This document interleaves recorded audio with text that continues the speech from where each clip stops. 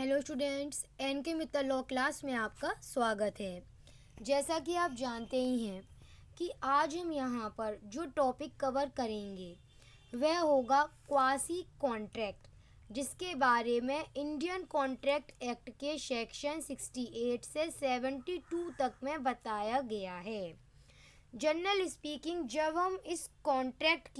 जब हम आज इस लेसन की शुरुआत करते हैं तो बहुत सिंपल वे में हम इसे समझेंगे। जितने ज़्यादा एग्जाम्पल्स हो सकेंगे उतने ज़्यादा एग्जाम्पल्स के माध्यम से हम हर एक पॉइंट आपके लिए कवर करेंगे।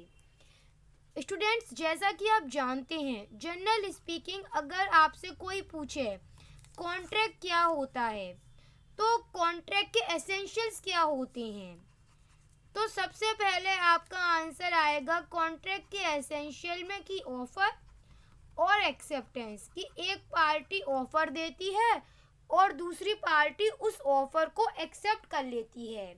फॉर एग्जाम्पल, जैसे कि ए ने कहा बी से कि ए के पास एक कार है और वह 3 लाख रुपए में बी को बेचना चाहता है।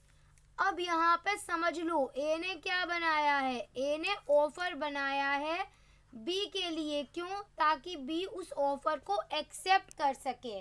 जब बी उस ऑफर को एक्सेप्ट कर लेगा तो जनरल स्पीकिंग वो क्या बन जाएगा, वो प्रॉमिस बन जाएगा और उसके बाद आगे के स्टेप्स फुलफिल किए जाएंगे। चलिए ठीक है, ये तो रही कॉन्ट्रैक्ट की बात। अब हम बात करते हैं क्वासी कॉन्ट्रैक्ट की, जिन्हें हम रेसेंबलिंग कॉन्ट्रैक्ट भी कहते हैं। कैसे, अब हम समझाते हैं। कई बार ऐसा होता है, कई बार कंडीशंस ऐसी अराइज हो जाती हैं कि पार्टीज के बीच में अपने आप ही कॉन्ट्रैक्ट अराइज हो जाता है, अपने आप ही कॉन्ट्रैक्चुअल ऑब्लिगेशंस अराइज हो जाते हैं बिटवीन पार्टीज। कैसे, एग्जाम्पल देते हैं। हमने कही थी कि हम एग्जाम्पल से कवर करवाएंगे आज लेसन। एग्जाम्पल समझो, ए कौन है, ए एक ट्रेडमैन है, ए एक व्यापारी है। वो अपने फ्रेंड बी के घर जाता है। जब वो बी के घर जाता है तब उस समय उस ए के पास में कुछ गुड्स होते हैं। वह गुड्स ले जाकर वह बी के घर जाता है। अब जब वो बी के घर से वापस आया तब वहाँ पर बाय मिस्टेक बी के यहाँ पर वह गुड्स रह गए हैं। बी ने क्या करा, बी ने उन गुड्स को यूज कर लिया। क्या करा, बी ने उन गुड्स को यूज कर लिया। अब एक बात समझो, यहाँ पर जब इस ए ने गुड्स बी के यहाँ पर रह गए थे तब ए का इंटेंशन कहीं से भी उन गुड्स को बी को फ्री में देने का था। तुम खुद आंसर करो मुझे, यहाँ कहीं पर भी उसका इंटेंशन बी को फ्री में गुड्स देने का नहीं था। अब उसके बाद में जो बी था उसने उन गुड्स को क्या कर लिया, यूज कर लिया है। अब तुम खुद सोच लो, यहाँ पर कंडीशन क्या अराइज हो रही है। जनरल स्पीकिंग बात करा करो। यहाँ पर कंडीशन क्या अराइज हो गई ए और बी के बीच में। यहाँ पर अपने आप कॉन्ट्रेक्चुअल ऑब्लिगेशन अराइज हो गए कि नहीं हो गए। यहाँ पर इस बी की ड्यूटी बन गई कि नहीं बन गई, कि भाई जो भी आपने गुड्स ए के माध्यम से प्राप्त करे हैं, अब वह गुड्स या फिर उनके बदले में कंपनसेशन आपको ए को देना होगा। हाँ या ना? क्या आंसर आएगा तुम्हारा? यस मैडम, आप सही कह रही हैं। यहाँ पर बी को वह गुड्स ए को रिस्टोर करने होंगे, ए को वापस करने होंगे। जनरली यहाँ पर क्या ए ने ऑफर दिया? नहीं। क्या बी ने एक्सेप्ट किया? नहीं। पर कंडीशन ऐसी अराइज हो गई, ऐसे कॉन्ट्रेक्चुअल ऑब्लिगेशंस अराइज हो गए। अब इन कॉन्ट्रैक्ट को ही हम क्या कहेंगे, क्वासी कॉन्ट्रैक्ट कहते हैं इन्हीं कॉन्ट्रैक्ट्स को हम। ठीक है, अब एक बात समझ लो, यहाँ पर और सिंपल वे में समझाती हूँ। अब मुझे ये बताओ, आंसर खुद ही, अगर यहाँ पर हम ये कह देते कि भैया बी के यहाँ पर सामान रह गया, रह जान दो, बी को बेनिफिट हो रहा है, होने दो, तो इसका क्या परिणाम निकलता, इसका रिजल्ट क्या होता? फिर तो यही होता ना कि बी के द्वारा जो बेनिफिट लिया जा रहा था, क्या वो बेनिफिट जस्टफुल होता, क्या वो बेनिफिट सही होता जो बी को मिला? नहीं। कैसा बेनिफिट होता वो? अनजस्ट बेनिफिट होता। और इसी को रोकने के लिए कि कोई भी एक पार्टी अनजस्ट बेनिफिट गेन ना कर ले, यहाँ पर क्वासी कॉन्ट्रैक्ट्स को रखा गया है। मतलब हमने कितनी सारी बातें जान ली क्वासी कॉन्ट्रैक्ट के बारे में अभी तक। हमने क्वासी कॉन्ट्रैक्ट का मीनिंग, जनरल स्पीकिंग मीनिंग हमने जान लिया, और हमने यहाँ पर विथ एग्जाम्पल इसका मीनिंग क्लियर करा है। चलो एक और एग्जाम्पल आपके लिए देते हैं। ए और बी दोनों कौन है? ये डेप्टर्स हो गए। इन्होंने सी से, सी कौन है? क्रेडिटर की पोजीशन में है। इन्होंने सी से लिए थे 20,000 रुपये उधार। अब जब रुपए वापस करने की बारी आई तो जो ए था उसने ही पूरे 20,000 रुपये का अमाउंट ले जाकर सी को वापस कर दिया। अब समझ लो, यहाँ पर जो बी था वो इस बात को नहीं जानता था कि सी को फुलफिल पेमेंट हो चुका है। बी ने ले जाकर अपने हिस्से का 10,000 रुपये सी को पे कर दिया। अब यहाँ पर सी को जो 10,000 रुपये का बेनिफिट हुआ है बाय वी, वो कैसा होगा? वो बेनिफिट किस में जाएगा? अनजस्ट बेनिफिट में जाएगा वो। अब यहाँ पर अप्लाई हो जाएगा क्वासी कॉन्ट्रैक्ट। अब यहाँ पर इस सी की यह ड्यूटी बन जाएगी, यह सी पर ऑब्लिगेशन आ जाएगा कि आपको जो 10,000 रुपये का अनजस्ट बेनिफिट हो रहा है वह आप सी बी को जाकर वापस कर दें। इसी को कहते हैं क्वासी कॉन्ट्रैक्ट, जो कि इस प्रिंसिपल पर बेस है, unjust enrichment of one person at the cost of another. समझ लो अच्छी तरह से, एग्जाम्पल से समझा रही हूँ। यहाँ पर ये क्वासी कॉन्ट्रैक्ट कैसे बन गया? क्योंकि क्वासी कॉन्ट्रैक्ट का मेन प्रिंसिपल यह है कि किसी भी पार्टी को कोई भी ऐसा बेनिफिट नहीं होना चाहिए जो कि अनजस्ट बेनिफिट है। और अगर हम यहाँ पर सी से यह कह देते कि सी तुम 10,000 रुपये रख लो बी के, तो यहाँ पर सी को कैसा बेनिफिट होता? अनजस्ट बेनिफिट होता। और हमें इसी को रोकना है, और अब यहाँ पर हम इसे क्वासी कॉन्ट्रैक्ट कहेंगे। अब जहाँ तक मैं समझ रही हूँ, आप क्वासी कॉन्ट्रैक्ट का मीनिंग और विथ एग्जाम्पल्स मीनिंग बहुत ज़्यादा क्लियर हो चुका है कि what is the meaning of quasi contract. अब हम क्वासी कॉन्ट्रैक्ट के रिलेटेड जो भी पॉइंट्स हैं, जो सेक्शंस हैं, अब हम उन्हें कवर करेंगे, जिसमें सबसे पहला सेक्शन आता है सेक्शन 68 to 72 तक आता है, जिसमें सबसे पहले हम सेक्शन 68 को कवर करेंगे। सेक्शन 68 क्या कहता है? Claim for necessary supplied to person incapable of contracting or his account. चलिए ठीक है, अब बहुत सिंपल भाषा में हम इसे आपको समझाएंगे। इसके लिए भी हम स्टूडेंट्स आपको यहाँ पर एक एग्जाम्पल ही से समझाते हैं। एग्जाम्पल समझिएगा। अगर ए जो है वो कौन है? वो एक माइनर पर्सन है, ठीक है। अब यहाँ पर इस माइनर पर्सन की जो एजुकेशन है उसके लिए पेमेंट कौन करता है? उसके लिए पे किया गया है बी के द्वारा, माइनर पर्सन की एजुकेशन के लिए पे किया गया है। अब यहाँ पर सेक्शन 68 कैसे लागू होगा वो समझ लो।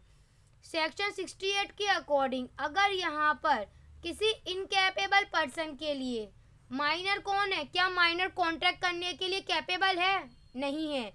तो यहाँ पर बी ने माइनर पर्सन को ऐसी चीज़ें दी हैं, एजुकेशन हो गया, खाना हो गया, क्लॉथ हो गए, कपड़े, जो कि उसकी लाइफ की नेसेसरीज हैं, जो क्या है?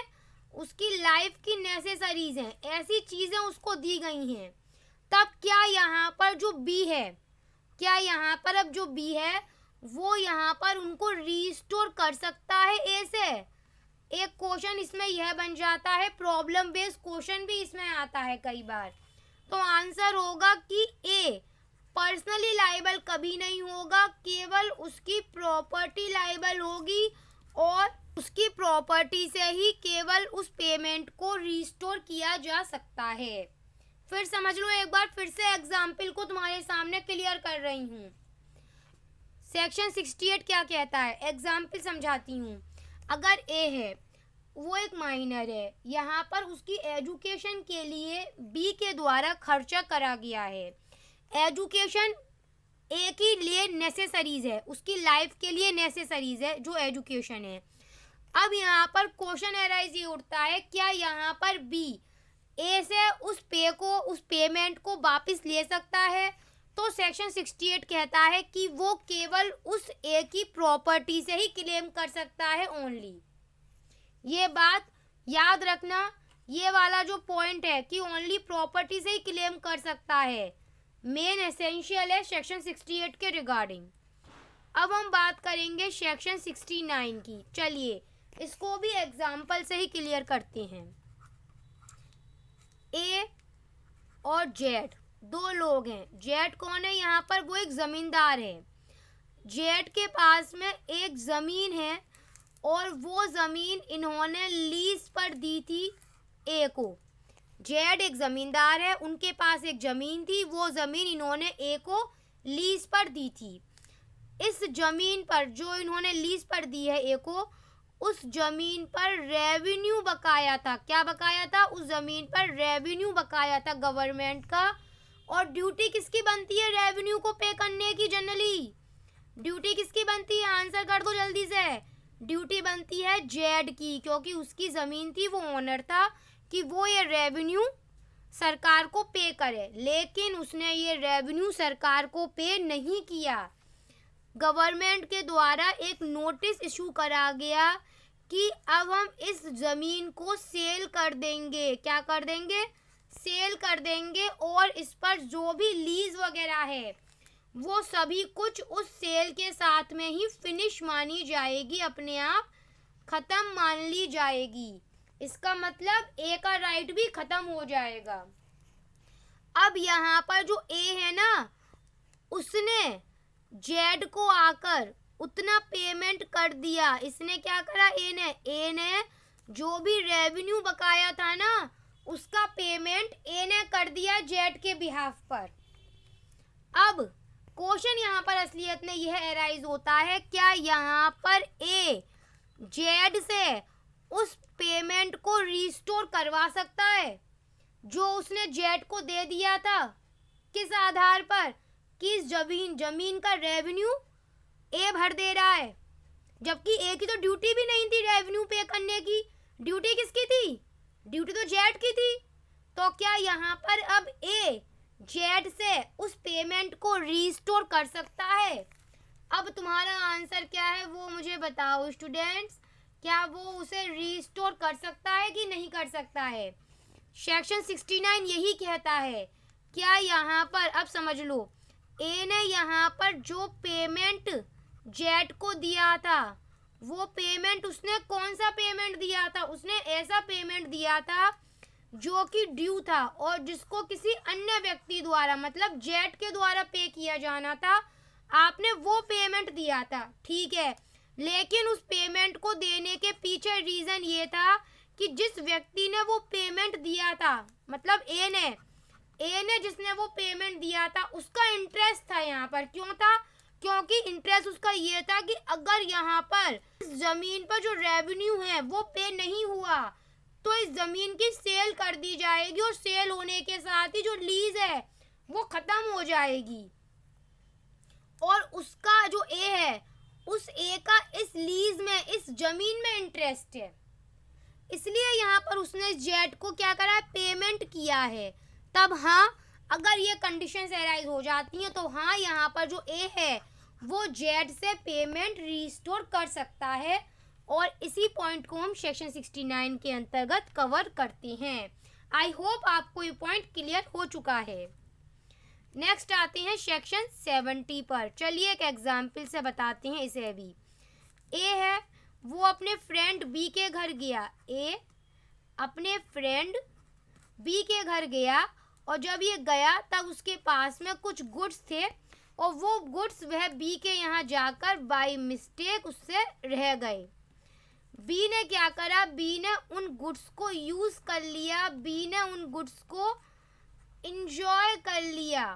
क्या यहाँ पर अब बी उन गुड्स को ए को वापस करेगा या कंपनसेशन देगा? हाँ देगा। वह उसे यहाँ पर बी ए को उन गुड्स को कंपनसेशन देगा और वापस करेगा। क्यों?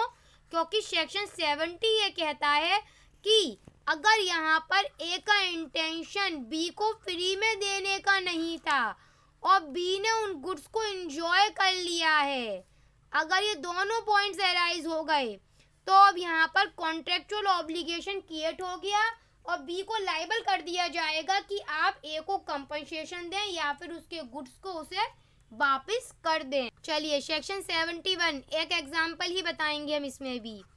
ए है, वो मार्केट गया था। कहाँ गया था? वो बाजार गया था। वहाँ जाने पर उसके पास में जो उसका पर्स था ए का, वो पर्स खो गया था। यहाँ पर जो बी था उसे वो पर्स मिल गया था। अब यहाँ पर बी ने उस पर्स को अपनी कस्टडी में रख लिया, अपने पास रख लिया। बी यहाँ पर फाइंडर ऑफ गुड्स की रूप में पोजीशन रखेगा। क्या रखेगा? Finder of goods.